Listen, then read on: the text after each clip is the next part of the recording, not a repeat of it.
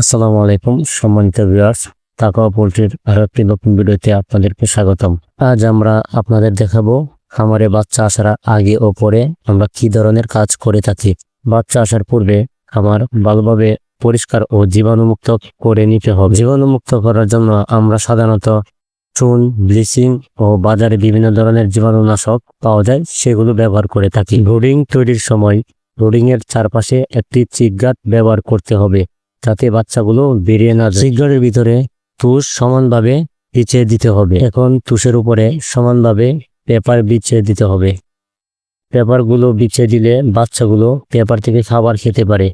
অন্যদিকে বাচ্চাগুলো যেন তুষ না খেতে পারে সে ঝুঁকি কমে যায়। ব্রুডিংয়ে পর্যাপ্ত তাপ দেওয়ার জন্য ওভার ব্যবহার করতে হবে।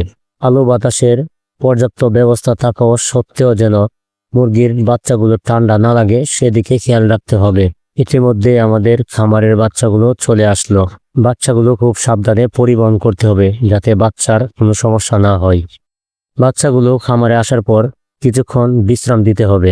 বাচ্চাগুলো ব্রুডিংয়ে ছাড়ার পূর্বে অবশ্যই গ্লুকোজ বা ইলেকট্রোলাইট মিশ্রিত পানি ব্যবহার করতে হবে।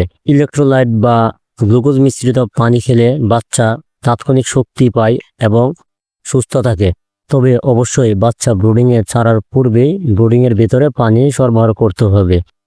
কিছুক্ষণ বাচ্চা পানি খাওয়ার পর বাচ্চাগুলোকে খাবার দিতে হবে। তাকওয়া পোল্ট্রির আজকের এই ভিডিও এ পর্যন্তই। ভিডিওটি ভালো লাগলে পেজটি ফলো দিয়ে পাশে থাকুন। ধন্যবাদ।